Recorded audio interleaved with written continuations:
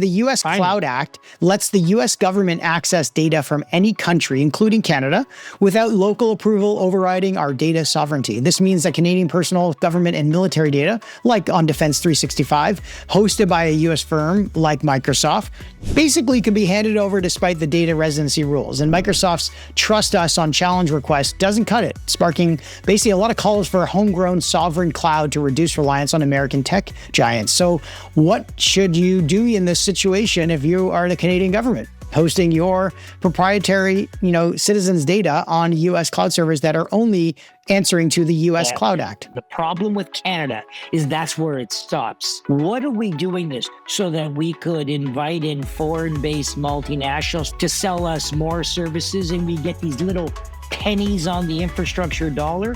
Are we putting in our businesses and are we doing our own inference? Are we selling our own stuff on there to create a beautifully and high value chain? Are we doing that? No, we're not. That's the problem.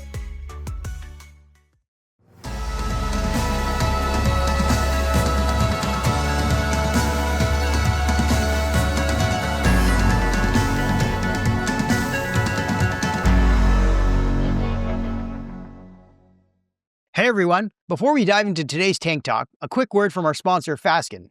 If you're an early stage founder navigating the legal side of startups, chances are you'll need someone like Will Shaw in your corner. Will is a partner at Fasken, and he is here to help us break down some of the common startup legal questions we get all the time. Will, thanks for joining us in the Tank today. Thanks for having me, Matt. Will, a lot of early stage founders that we deal with at Ripple, and obviously you deal with on a daily basis, are debating so many different things when it comes to working with investors and partners. The first thing we always ask is, should I raise a safe note or go after a priced round? So first off, what's your perspective on this, and what are the key differences a lot of founders should know about the two? Yeah, safes are definitely faster, but they kick the conversation down the road on a few important things. Like, for example, a safe will defer setting a valuation, which makes things simple up front, but it can lead to unexpected dilution down the road if you're not managing your cap table. A price round is setting the valuation now, so everybody knows what they're going to own in the company, but it's also giving away a little bit more in the sense of rights. So a founder really needs to watch how much their dilution they're taking on, and also think about what rights they're giving away and what the timing is for crystallizing all of those things. Right. And there's a lot of these in-between things that people also try to jam into safe notes because they are a little bit faster, but they want a little bit more protection, Yep. which we call side letters. So we hear about them a lot, Will, especially in more competitive rounds. What are some of the factors that founders should think about and look out for when an investor asks for a side letter? Side letters can be useful, especially when the safe is a standard form. And exactly to your point, Matt, you're trying to get other rights in there. So they can give specific rights to special investors, like pro rata rights or extra information or board observer seats that aren't in the main deal. But founders should make sure they're not creating long-term risks or burden or giving one investor an unfair advantage that might scare off future investors. Yeah, I know. We definitely obviously like having side letters as well, being institutional investor where safe notes may be a faster path, but there are certain things that investors need to have in protection when they're not doing a price round. We have worked together on many transactions with you and your team, Will. You guys have been fantastic partners of ours, but a lot of things that happen at the beginning of a company's journey kind of end up biting them in the butt on the other side when they either exit or sell the company. Many think about acqui-hires or M&A transactions, and we all face it, not every company is going to go public. They often get acquired early and go through these acqui-hire scenarios. What are some of the things that founders should think about from a legal standpoint, if they're going forward with an acqui-hire or some type of M&A transaction? Just start early. Keep track of your documents as you're going through things. Make sure they're in a data room. Make sure your IP is properly assigned. You make sure your contracts are clean. There are a lot of things that are simple to do at the time, but are really difficult to fix later on. And an acquirer is going to dig into everything, especially IP, the team agreements. If those aren't buttoned up, you're going to lose a lot of leverage and you may end up killing the deal. Yeah. And also keeping track of all this information is really important, especially for obviously when you want to work with lawyers because they're not always in your business all the time. So you got to catch them up on a lot of things. What other things do you think founders should do to be prepared for the unexpected? One of the things they can do, especially in the M&A context, hire some good advisors too. Like bring in an M&A advisor, for example, to help you navigate the negotiating the commercial side of the deal or the financial side of the deal. make sure you've got a good finance team. And if you don't have a super strong finance team who's helped you through acquisitions, work with an outside advisor who can help you on the finance side with getting your financial statements in order. Again, all of this stuff is easier the earlier you bring the advisors in, and they can really help you avoid some unexpected outcomes down the road. Well, we always refer to your team as like that outsourced in-house counsel for startups. Can you explain what that looks like in practice for someone who's maybe never worked with the Fasken team before? We think about when you have in-house counsel, you're not concerned about calling them. You're not concerned about, going to them and talking about your risks. And we want to play that role for early stage companies. So we want founders to call us. And that means we need to generate a special kind of relationship where you feel comfortable calling us and we can have those really candid strategic conversations. And you know that we're going to be there to help assess those risks and to do it in a practical way where we're not worried about boiling the legal ocean. We're worried about how do we make sure the company gets from point A to point B, and what do we really need to do today? Yeah, Fasken's also super active in the startup scene here in Canada. You're a part of CDL, Techstars, Founder Fuel. Why is that so important to you and the team at Fasken?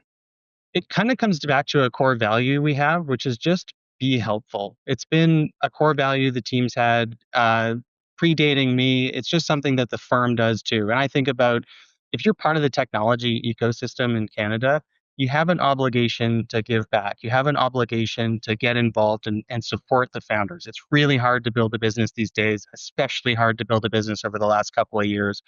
We're there because we want to be helpful. We want to educate people. We want to make sure that they're not stepping on legal landmines. I was just doing another presentation this morning. We do lots of presentations, lots of free office hours. We want to be out there and be helpful. Yeah, you guys have also been a part of so many founder success stories. Before we wrap up, Will, I would love it if you can share maybe one big founder tip for anyone out there who's trying to get their startup to the next level, whether it's the next funding round or the next exit. What are one of the things that you see the best founders do to make those things become a reality? The best founders that we work with, they just surround themselves with good people. It's good counsel, it's good investors, it's good advisors, it's people who've been there before, they've done it, they have experience, they're practical, and really their interests are aligned and they're all rowing in the same direction. Yeah, these are awesome insights, Will. Thank you so much to you and the Fasken team for supporting Tank Talks. All right, now let's get into today's episode.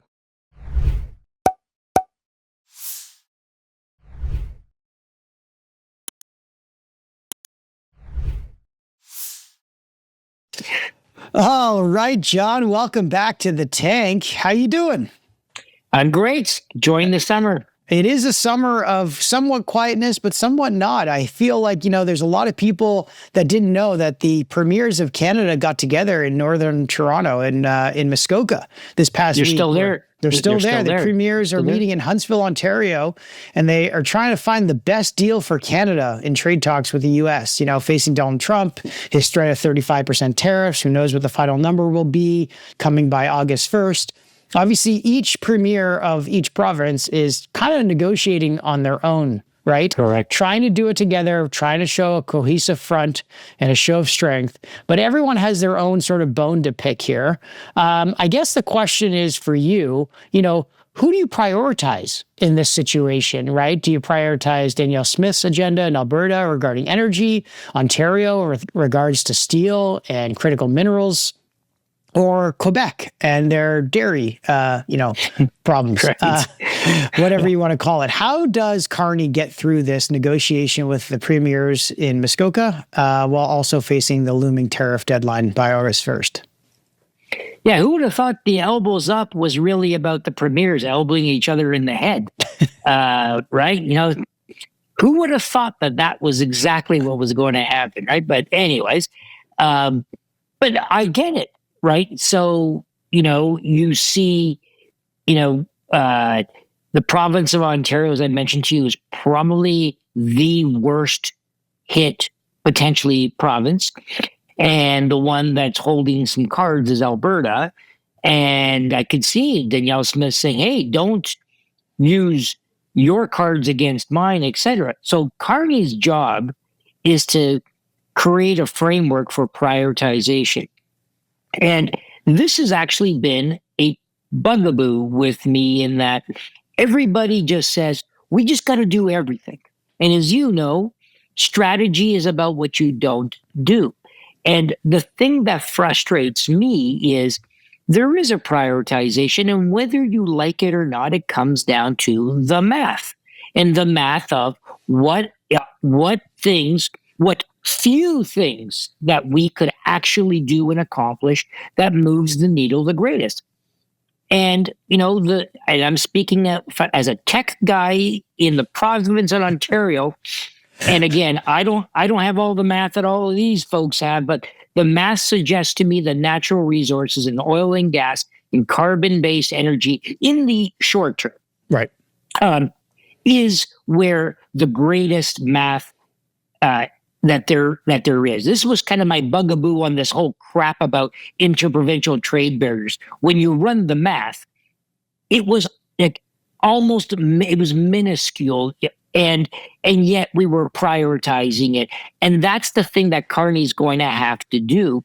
So when you run on the math, quote, objective basis, it starts to take away all of this favoritism. But I'm telling you, the problem in this math is you start getting issues of, do we give up, the tariffs for protecting our cheese and our milk in the province of Ontario, Quebec, where they voted you in. This is where I think, Carney is either going to shine or not. And then can he get above all of this political machination and truly do what's best for Canada? And I really hope so for all of our sake. But let's see. And I was a little flustered when I saw already the premiers already talking their own province and their own careers, as opposed to what is truly best for this country. I mean, listen, everything is interconnected, obviously, in, a republic of sorts in terms of how everyone has to scratch each other's back, as you know, in politics. But something has to take, the first pole position in what needs to be, the greatest good for the greatest number of people, and not look at it on a, province by province basis. But name me another prime minister who was able to rise above the noise of each province's own, mandates and make a decision like that, because it would be game changer if he could do it. I just don't know if he has the ability to actually do it, because if you turn your back on Quebec, then he says, they say no to energy, transportation across the country. If you turn your back on Alberta, they leave the country. If you turn your back on Ontario, you lose everything. Like, where do you face forward and where do you turn your back to, though, in these situations? I don't know how you do it unless you just say, screw it, we're doing what's best for everyone else, and everyone can stab me in the back later. Yeah, and you allow the individual citizens of this country to actually realize you're doing best for Canada. And you, on this petty provincial politics, screw you. And if you act like that, we're going to vote you out of office. So that is really where the power is, because, again, I haven't spoken with Carney. My guess is he knows as well as we do where the big dollars are. The question is, does he have the political will to do that? And I agree with you. It's not easy, but we don't have the luxury to dawdle on this. We got to move. I think it's interesting to hear you say, like, take it to the people and let them sort of be your vote of confidence in what to do. You know who does that really well, though? Trump. He does. He takes his kind of direction from what the people want and not what each Republican necessarily wants to do. And so I will give credit to giving us the idea to actually do what is a democracy is meant for. And we'll see if he ends up doing it. I want to switch gears here, John, because we talk about this a lot, and Canada's Maple 8.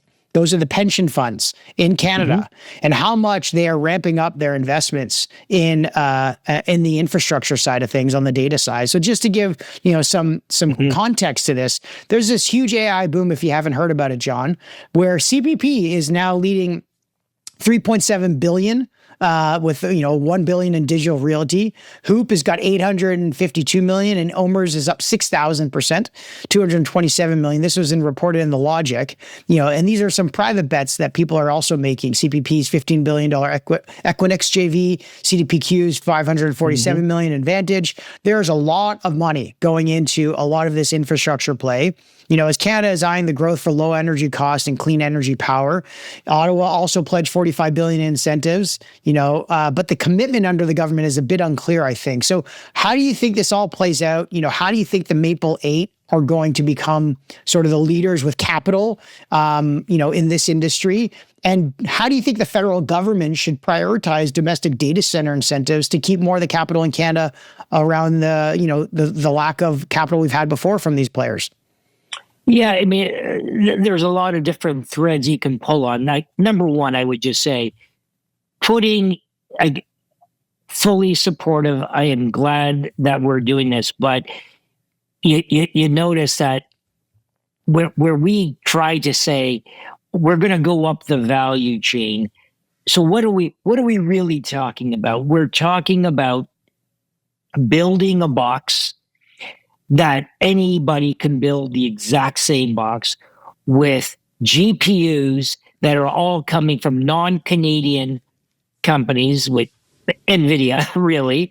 So the economic value is, 90% of it, or whatever the right number is, leaks out just by virtue of the GPUs. And then we talk about having our access to either, cheap energy or cold weather, from a cooling perspective.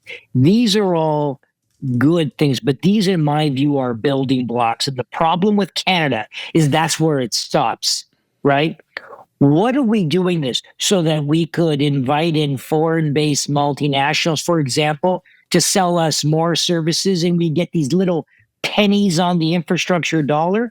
Or are we taking these boxes and are we putting in our businesses and are we doing our own inference and are we selling our own stuff on there to create a beautifully and high value chain? Are we doing that?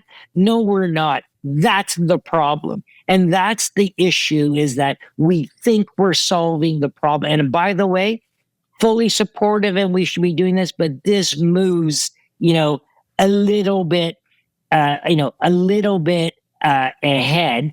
And the problem, of course, is where does those dollars that are going on there, those are not risk-based dollars, right? Where are the risk dollars going? And that's the big question that I guess, what's the IP of a data center is what your question is, right? If I had to ask you, John, what's the total value of commercial real estate in Canada as of 2025? Take a guess what you think the total value of commercial real estate in Canada is. $1 trillion? 83.22 billion. What's the market cap of? That's what their latest data shows from across. Oh, I thought it was we're talking massive about number. This is encompassing, office, retail, warehouses, and industrial projects. It's that's shockingly low. There are sources that say this can grow significantly over the next 5 to 10 years because of what they're spending right now on these commercial. But my point is exactly what you're trying to say. Is like the IP and the value of Anthropic and OpenAI totally usurps all the value of commercial real estate that is being put in the ground right now. And that's where you're saying the bet should be made. At least it's something, though. Yeah. I don't want to take it away. I'm glad that we're doing that. But there is no difference in the building of a data center compared to the building of a building. Yep. In fact, it's the same investor profile. All of the pension funds and their real estate arms always were investing in data centers, but they're upping the game, right? And you would look at it and go, great. But those commercial buildings are housing companies that are building and creating, and whether it's digital or physical goods, doesn't matter. The problem is we got to make shit. And we're not making the shit that goes into the boxes. What if that's where the focus what needs if to the be? pension funds said, hey, we own the real estate assets, we're going to buy the GPUs and we're going to give it to application builders, model builders, whatever you want That's different. And therefore That's you can build different. the IP on top of our infrastructure layer. Would you feel better about that? Absolutely. You're starting to increase the value chain, right? So that's the thing, right? This is the same analogy of you pump oil out of the ground and you sell it. We have no refining capability. The U.S. will process it and then convert it into, cosmetics, tires, fuel, blah, blah, blah. We buy it back and it's the net terms of trade. The issue is this is one step above the extraction, but it's still in that same base thing. I get it. It's like you can't put bitumen in your car. Right. So the same thing on here is that if we're just building data centers and who's going to occupy it, and it's going to be companies with IP that extracts all of the economic value out of Canada, and it's leaving us with an infrastructure level return of 8% on a compounded basis. Great guys. Like this is so again. If it's used as a building block for something bigger, I get very, very interested. And the last thing I will just say is the key will also be around the issue of sovereignty of these data centers and who's using it, how is it being used. We talked about CoreWeave and the big issue, the fact that if a foreigner is holding the keys to data centers and data centers become our new oil, you just handed over the keys to a foreign government. And the foreign government doesn't like how you're negotiating terms of trade. They could turn the key and shut you off. This is the discussion that we got to continually have. Yeah, absolutely, John. I totally agree. And hopefully people are listening and taking note of this because we'll see how this plays out over the next couple of years. I want to continue to switch gears here. There was a great announcement from a Toronto-based private capital firm, Northleaf Capital Partners, who we both know very well, just raised $663 million, about $1 billion Canadian, in its fourth secondaries fund, targeting stakes in companies from early investors and employees, right? So for those unfamiliar with secondary funds, these are funds that are raised to buy stakes in either Canadian companies or funds. They could be, selling shareholders who are seeking liquidity, regarding sort of weakness in like the IPO or M&A market, and they've held onto these assets for so long, or they're in the second half of holding these, fund durations of 10 years, and they're in the fifth, sixth, or seventh year. As global secondary deals are hitting record $100 billion in the first half of 25, Canada's Q1 secondary exits were quite small on the VC side and the PE side, but Northleaf has now over $4 billion in 135 plus secondary deals, joining some pretty big giants in the U.S. like Lexington Partners with a $22 billion fund. What are your thoughts on this? Are we going to see more and more secondary transactions happen as players like Northleaf come into the market? Northleaf is quite large. They've got over $28 billion in capital commitments total across the entire base. Yeah, and you also have Dawson in Canada as well too. That was one of the earliest, if not the earliest player in secondaries. I mean, we're seeing the direct issue of the lack of liquidity on exits in the market. The lack of IPOs and the lack of M&A is really triggering this. And there's a whole variety of reasons. Not even that long ago, the only time you ever heard of a secondary was when there was a single asset left in, say, a private equity fund, and there were these single asset secondaries so that they can just wind up the fund. It's now got to the point that large capital pools are using secondaries to rebalance on a constant basis their liquidity. Sometimes some of these large capital pools mismanage their liquidity, and if they still want to keep on doing deals and there's no more room, or if they're capped out on their asset allocation, they're using this as a technique to keep on recycling the capital. So I do think as long as the VCs in particular are not exiting out, you're going to see more and more pressure on these secondary transactions. By the way, the discounts. So the big issue is there are folks on the buy side. On the sell side, the question is how much discount do they want to suck up in order to sell these things? And I am hearing 30, 40, 50% discounts on there. So somebody's going to have to be in a pretty tight squeeze or they really have no belief in that particular fund to generate any sort of returns. But on the buy side of that, there seems to be some really good money to be had. I think this is a fantastic strategy. I think this is a great strategy for LPs and for Northleaf itself. No wonder they were successful in raising this fourth fund. I actually don't agree with you in terms of actually VCs having to sell stakes. What we actually heard from a fund in the Valley that was backed by Brookfield and Sequoia, one of the managing partners there told me that they have a model where they will loan you money to provide DPI on your fund without forcing you to sell those stakes in those companies. If you're holding them in the back half of your fund, they will do a PIK function on top of their loan to you that goes forward towards DPI, and they will take a percentage of the carried interest pool when you exit on the back half, which is a much better strategy for both GPs themselves, these lender funds, these secondary lender funds, and for the LPs in the funds who want to get liquidity. They don't have to, but what it does remove is that requirement to sell the underlying asset. So that's like a secondary fund, but it's structured as a debt instrument. Yeah, no, but that's fair. But where I would push back on you, there are a lot of zombie assets sitting in venture funds, and I stratify the assets into three groups of assets. Call it just simply your A's and your B's and your C's. Okay. The A's are the one in your fund that, call it the fund return. If you don't have one of those, you're going to fail as the VC fund. 80, 20, 90, 10 for sure. Right. You don't want that one. You don't want to do any forced sale on that. The C's take care of themselves too, because they die off. You don't put any more capital. The problem are the zombie Bs. They kind of are floating around and time is ticking. And the problem is that in many cases, there might have been opportunities to liquidate, but perhaps not at the value that you're booking at.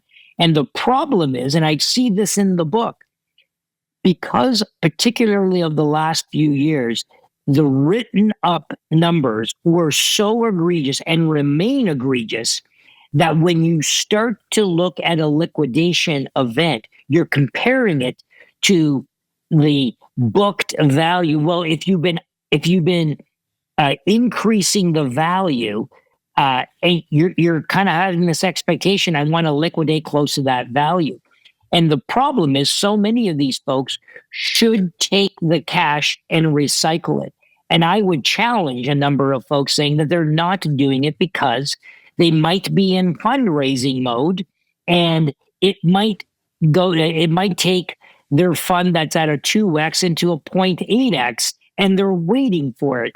And that's the thing. And I think LPs are getting smarter about it because, by the way, when there is a transaction, they then go through each one of those in a fine-tooth comb, and they then really see what that value might be. So, but the whole thing is really triggered on the lack of liquidity. And number one, number two, it's because so much capital went into the cycle in the last few years beforehand. That's a big, golf ball through your garden hose to get through on the other side. Now, I just think this is a very good technological solution to help alleviate getting that golf ball through the garden hose. Well, you just have to look at the years that have gone by. The capital went in at 2020, 2021, and we're now at the halfway mark of a 10-year fund life, 2025, 2026. And massive numbers, fundraising numbers. Massive fundraising numbers. We're at the midway point exactly when LPs start to get, a little bit antsy and say, hey, where's the DPI starting to come? And now you've got these 20, 30% discounts that are being bid on for these portfolios. But you're right. It's it's a zero on most of the assets in the portfolio except the top 20%. And then the question is, what is the remaining discount going to be on that top 20% for the liquidity premium? So we'll wait to see how some of these transactions get played, but exciting news for Northleaf and the team over there. I want to switch gears, John, on something you sent me the other day, which I thought was pretty interesting. I don't think a lot of people noticed it, but it's regarding this Microsoft's France Senate hearing regarding. Remember I poked that? Yeah. I am shocked. Somebody wrote about it. Somebody wrote about it finally. So basically, the U.S. Cloud Act lets the U.S. government access data from any country, including Canada, without local approval overriding our data sovereignty. This means that Canadian personal, government, and military data, like on Defense 365, hosted by a U.S. firm like Microsoft, basically can be handed over despite the data residency rules. And Microsoft's trust us on challenge request doesn't cut it, sparking basically a lot of calls for a homegrown sovereign cloud to reduce reliance on American tech giants. So what should you do in this situation if you are the Canadian government, hosting your proprietary, citizens' data on U.S. cloud servers that are only answering to the U.S. Cloud Act? Very simple solution. A mandate under Canadian law that all government data from all levels of government must reside on a sovereign servers, which means Canadian owned and controlled, is the only way through. And this is what I go to the point of that, going back to that infrastructure point, it has to be about sovereignty. And by the way, it's not even going to be, I think the governments need the mandate, but if you're a business and your business is on US controlled servers and Trump doesn't like how Carney is dealing with him, and Trump tells, one of the three big players, shut down Canada and rattle their cages, you're going to go, what the hell? And again, the U.S. Cloud Act has the right for the U.S. government to not only access your data, but not to notify you, and they have the power to shut it off. And if you don't believe me, look at what Elon Musk did during the Ukraine war on Starlink, and he shit the pants of the Ukraine where he shut it off because he was trying to appease Russia. And the world went mental on. Just to be fair, he shipped all the satellites over to the Ukraine in the first place to support them and turn them all on. First, he did. So he did the right thing first, but maybe he's like, okay, I don't want to meddle in between the two of these parties. It's not my fight. I don't want to piss off Russia. I don't want to piss off Russia for some particular reason. But let's just say he put the satellites over Russia and Ukraine asked them to shut it down. Would there be a difference there? Is there any difference in one party versus the other telling him to shut it down? No. He should have never gotten involved maybe in the first place in being a good actor. If you're Canada and you believe that this is a serious issue and, let's use the satellites as an example. Well, Canada has to produce its own satellite system and control it for that, particular threat. Let me give you a very simple analogy. I think people need to think through this in all of their everyday lives. I can't remember which Asian country it is, either Thailand or Vietnam, still produces its own rice at a multiple of the cost of importing it. And do you know why? No. It's because they're afraid that the people, the country that they're importing it from will have leverage over them and starve the people. So they will pay more to have that security. One thing I will say, again, I'm going to get shit upon people who actually know this better than I do. We talk about the supply, the dairy, milk, and eggs. Again, I can't even figure out the damn thing. So it looks ridiculous that we're doing this, but let me tell you, it's making me pause because let's just say we say, fine, we knock it down, and now we're importing U.S. food items. All of a sudden, Trump goes on one of his crazy tirades again, and all of a sudden says, we're going to shut that down. And all of a sudden, we're going, oh my God, where are we getting our milk, cheese? Manufacturing. We just gave it all away. Yeah, for sure. That is sovereignty of control of your own decision. And Matt, one of the things that I said to you where I'm seeing this, really clear and really dangerous, the whole crypto world. Canada is losing its sovereignty around crypto, and in particular with stable coins and the Genius Act. And when you look at that, we might be losing our sovereignty over our own monetary policy, and we don't see that coming. And this is an area that I'm going to be spending a lot of time on, because when I saw that act, and then I saw some pundits going, holy crap, look at what we're going to do in the United States. I went and did the opposite. Went, oh my God, look at what this could mean to Canada. These are sovereignty questions. And what I'm thrilled about, I'm terrified, but I'm thrilled. We're actually having the conversations now. I mean, it is. I'm glad you brought up the Genius Act and soon, hopefully, the Clarity Act. But listening to David Sachs, obviously, the cryptonaires are on the podcast this week, and seeing how fast they move through Congress and Senate to get this approved is incredible. 6 months, I believe it was, bipartisan support. They had to get through the banking lobby to get this all approved, which is not an easy feat. And do you know everyone said they couldn't do it. Do you know how they did that? How? Do you know how they did it? They made a regulation to tokenize deposits. So that's what I was going to say to you. They tokenized the deposits. Hold on. They solidified U.S. dominance in their currency. Everyone has to re-onshore in the next 3 years to be able to produce a stablecoin. So no other stablecoin will be able to be domiciled in euros or yen or, whatever currency you want. It's going to be a U.S. dollar stablecoin business model.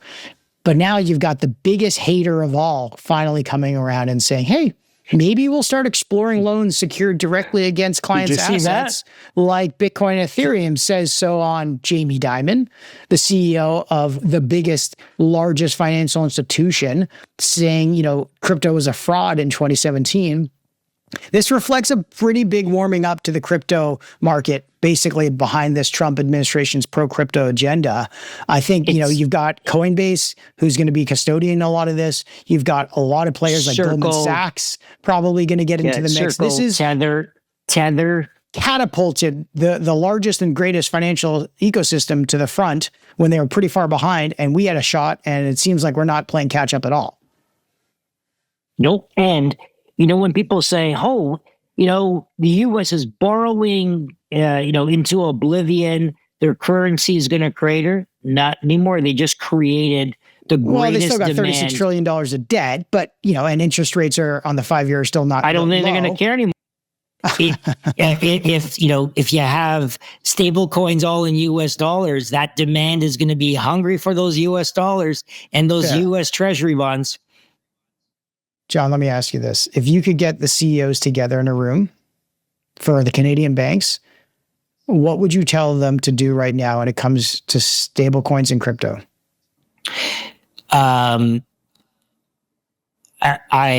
am telling them right now that you're looking at the wrong opportunity for stable coins. You're using it as a payments mechanism, which is what it was intended to do to eliminate the volatility so you can make payments. I believe it's a disguised way, and maybe this was not the intention, but it's going to be the result of the movement out of Canadian-denominated capital out of Canada on a frictionless basis into U.S.-denominated assets. And if that statement is true, we lose full control of our monetary policy because our currency demand starts plummeting. Look no further than some of the South American countries who have done this for different reasons because of their inflationary currencies. This is where Canada might be. And if you lose deposits, if you're a Canadian bank, that's the lifeblood. That's your heart. Without the deposits, you can't lend. And when you can't lend, you're not going to have the money for the payments and the FX and all that sort of stuff. So this is a crisis. And I'd be getting all the bank CEOs with the Bank of Canada together. I do have a few ideas on how I would do this. Part of it is a technical solution, but part of the problem is the opaqueness around this. You can't even see really the leakage on how it's happening. And so it really requires a regulatory framework, and that regulatory framework must embrace things like crypto and stablecoin. And I would tokenized deposits for crypto, for stablecoin in Canada as well, because this is going to be a battle royale, and it's not a single bank fighting against each other. It is the Canadian financial system looking at this. And the last thing I will say on this, one of my good buddies, who let's just say is a good buddies with the folks that you had just previously mentioned on the crypto front, it is not only an intentional strategy, they're kind of talking about it out of the open. And the comment was, if any of the, and they weren't referring to Canada, but if any of the BRIC countries come up with any idea to block this, we're going to kill them on the trade or find another way to destroy those countries. So folks, think about this for Canada. This is a big issue. And the problem is no one's talking about this. No, nobody's talking about it, and no one's talking about how much deposits are leaving the country, John. Emigration is a problem here. Correct. And deposits go with them. They're already leaving. So talk about leaving in a nice way where they're leaving, but you're still here. That's the problem. Well, until next time, John, thanks for jumping the tank as always. Thank you.